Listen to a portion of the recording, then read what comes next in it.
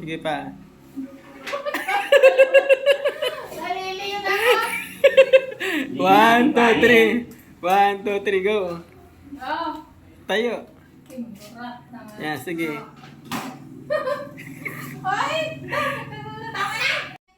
Magandang buhay mga kamarison. Our video for today ay ipapasalon natin ang buhok ng aking kapatid dahil tingnan nyo naman ang kapal-kapal at waving-wavy. Maganda naman siyang tingnan pero syempre mas maganda kung magpapasalon siya. At dito lang po yan sa ating very own Santi YTC Beauty Salon and Spa na matatagpuan po dito sa Barangay Sapa, Naik, Cavite. So ano pang inaantay natin? Let's go! Umpisa na yan! Oh. Nalaupor sa amin ang ano gamot. Ganun. Wala pang kulay. Wala. Ever since, wala. Oh. Sabi sa'yo eh. Virgin hair. Apply muna natin ang pang...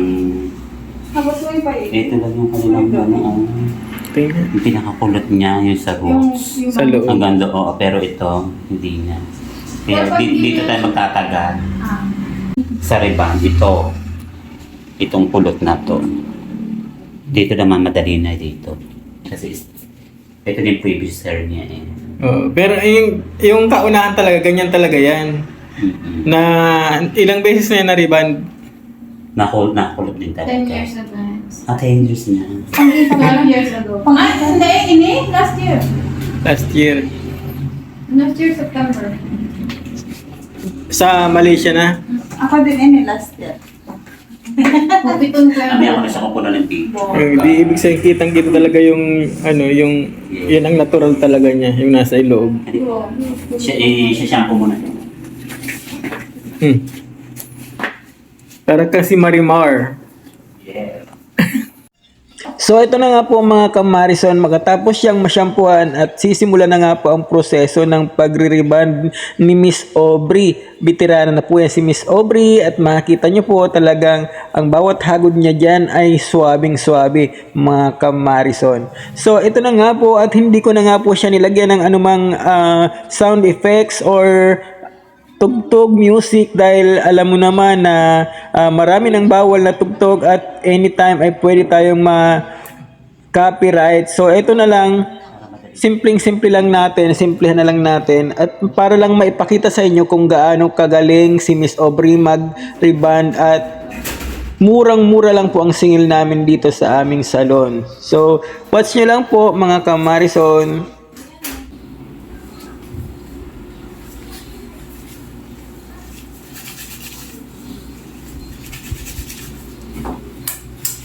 So ayan nga po at makikita nyo nilalagyan na ng plastic, binabalutan ang buhok para lalo daw tumalab yung gamot, sabi ni Miss Aubrey. Kukulong ka na namin. Walang ba ginagawa sa akin? Isa ka na yung puto. Hindi mababasa yung damit. Magkano may ulo? Para maano siya, matulog na yung ano.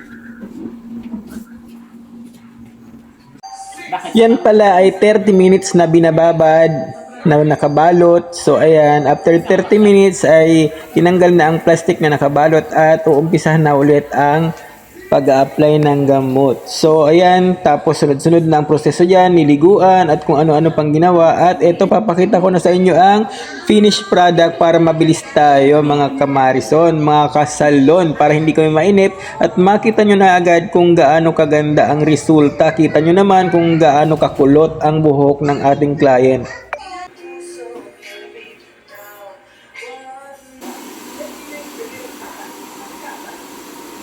So ayan, sa punto na ito mga kamarison, mga kasalon, makikita nyo na bagsak na talaga ang buhok ng aking kapatid dyan at tingnan nyo naman po, shiny na siya, para nga rin siyang may kulay oh.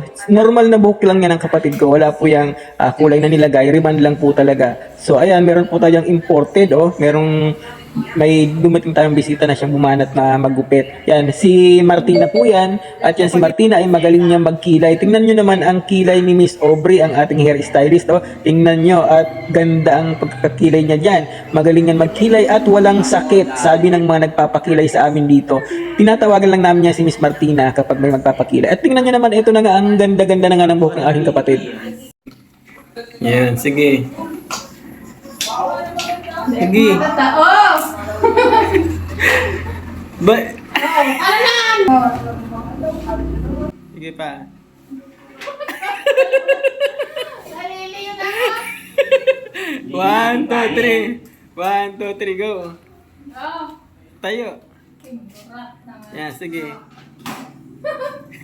Ay! Napagtripan ko na nga aking kapatid, ang aking client. So ayan, at talaga namang game na game naman siya. Yun, syempre kailangan ay makita talaga ng ating viewers para kitang-kita ang ganda ng result ng pagkakagawa sa kanyang buhok. So hanggang dito na lang po mga kamarisol, mga kasalon ang ating video for today. At sana po ay na-enjoy nyo ang inyong panonood. Sana po ay dalawin nyo rin po ang aming salon dito sa Barangay Sapa. Ito po ang Santi YTC Beauty Salon and Spa. At siguradong uuwi kayong masaya at ang ganda-ganda. See you there! Bye-bye!